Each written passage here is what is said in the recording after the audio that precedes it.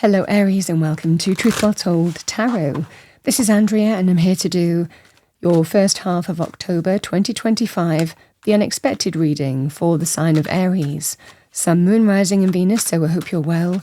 As always, the reading won't be for everyone. Take what resonates for you. So welcome Aries, let's see what we have for you. We have unconditional love. It's a focus. I mean, we choose whether to give unconditionally or not to.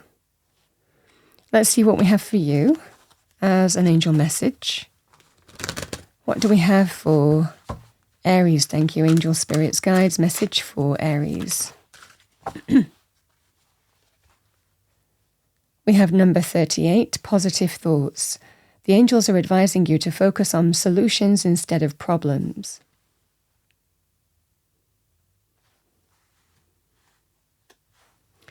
Let's see what we have for you, Aries, the unexpected first half of October. Message for Aries. So we have rest and rejuvenation, number 19. We have the garden and the gate, number 30. So this is about whether you stay in the comfort of a beautiful garden, but this girl wears a key around her neck that can unlock the gate to the wider beyond. And it's a choice to kind of stay within this seeming security or unlock something to the wider world. So this is that scenario. There is expansion available to you here.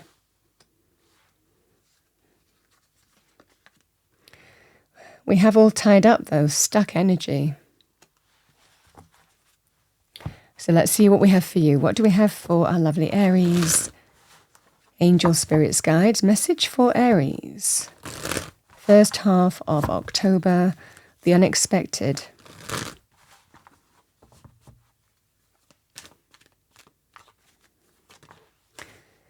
So, it's interesting, it's come out side on.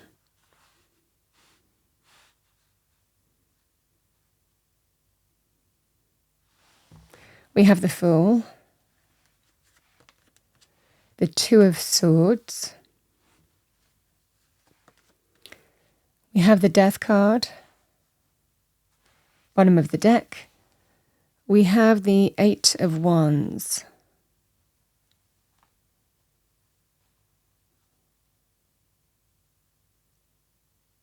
So, Aries, I think that you're taking some time out. Something is presented to you here where you're being asked to take a risk, take a leap of faith, take a chance. It could well be to start a new beginning, liberating from everything that's gone before. It might well be here that this is something that you are thinking about. This rest and rejuvenation is really quite a still energy. You might be keeping, having your mind still, your thoughts composed before you make a decision, because sometimes we don't want to act foolishly either. We don't want to take a leap of faith too spontaneously either with this energy. So I think this is really something that you are thinking about, that you're giving mindful thought to. It's not an energy of acting spontaneously or rationally, throwing cares or cautions to the wind and just doing it. This is a situation where you really need to think about it, I feel.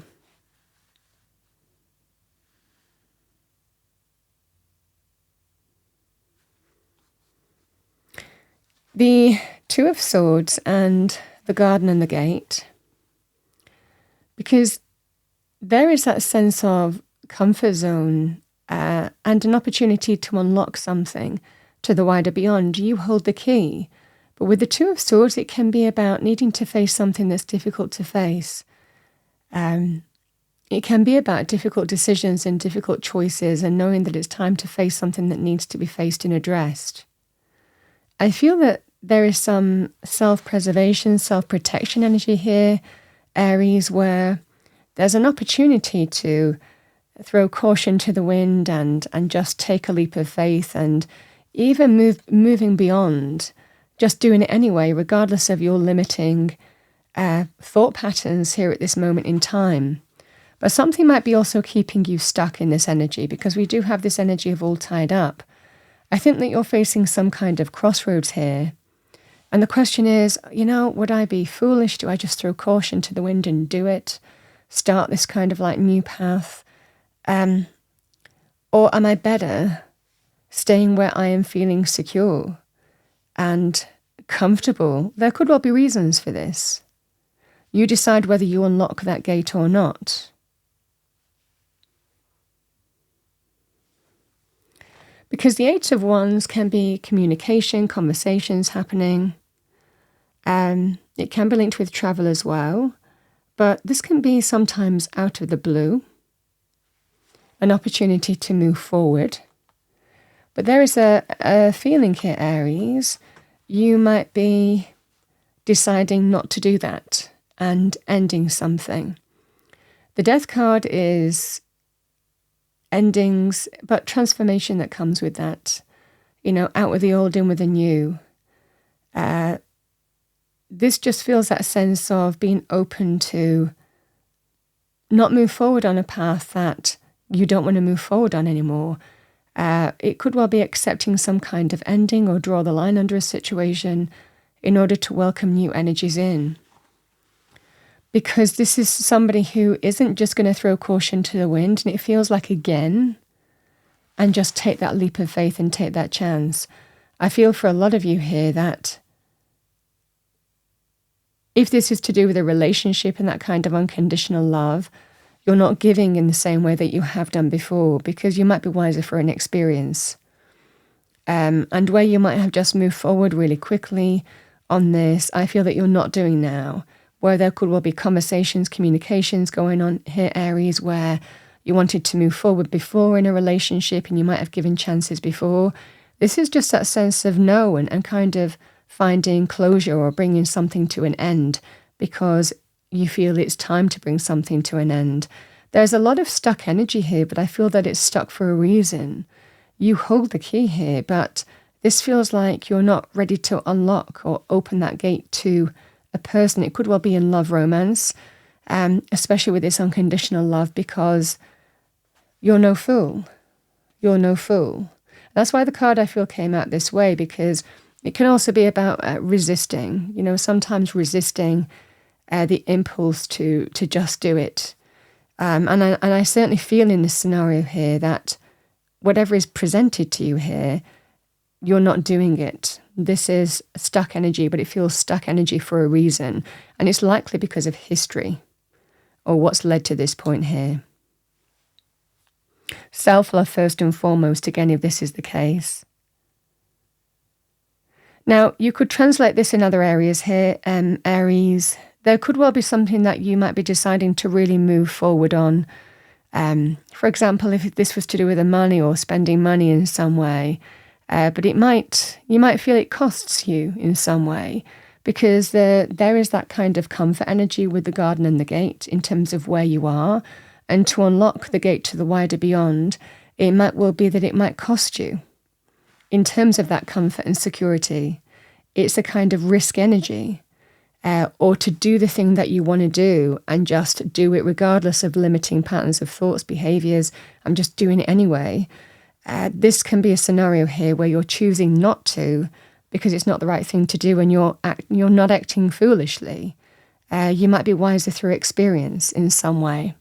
Some of you might be going through some kind of ending, for example, and you might be being very cautious in terms of money areas, for example, as well. I mean, this would be sometimes if we want to purchase something and we know we shouldn't, but we want to, and we want to do the thing that we've always wanted to do, and it's a risk, and we're taking a chance. I mean, the same thing really would apply. You're not doing because, again, you might be going through a deeply transformative period and you're wiser. This is protecting and preserving your comfort, what brings you that sense of stability and security, and not unlocking that gate to the wider beyond, or not taking that risk or moving beyond limitations this time because there are reasons not to.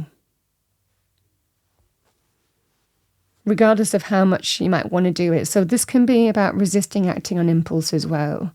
Some of you, it could well be because you're dealing with an ending of some kind and a strong sense of, no, I'm not doing it. I'm not moving forward on that basis because it's not the right thing for me to do.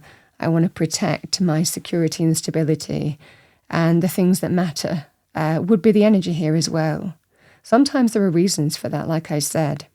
And in that moment, you might be shown care and compassion by people who care about you as well, who might be supporting you through that process too. So those are the energies that I'm getting for you in terms of the unexpected, because there is something coming in that makes you want to take a chance and take a leap of faith. And this is the unexpected energy, but your mind is telling you not to. And that's the fundamental energy that I'm getting here.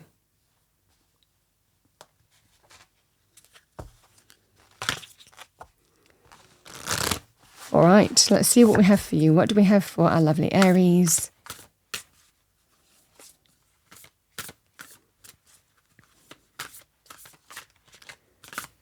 Message for Aries.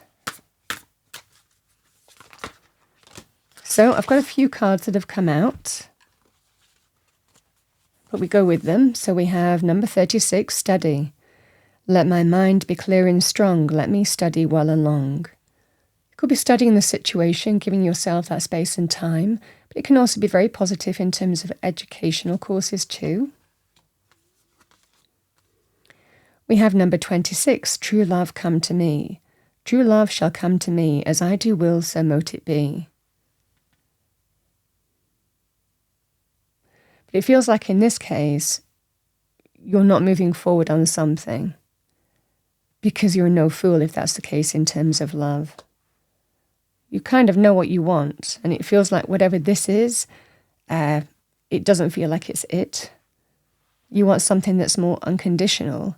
And it might well be that where you've given before, you're deciding to be more guarded with your heart. We have dream, sweet, sleep, deep. Number 45. Sleep that's deep and lasts till morn. Wondrous dreams for days reborn.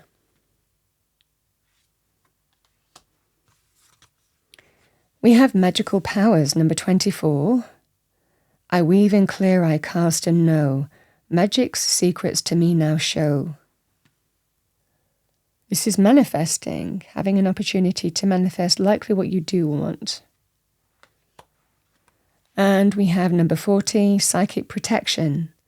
Around me now a shield of gold, protecting me strong and bold.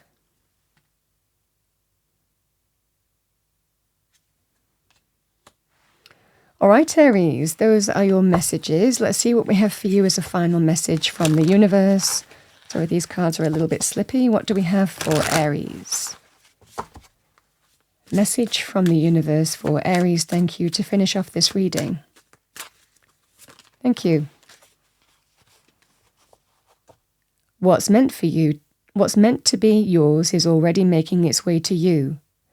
What was never yours is starting to flee from you. With time, it will all make sense. For now, bear the confusion and focus on living fully in the present. Don't let your whole life be, I'll be happy when. Be happy now.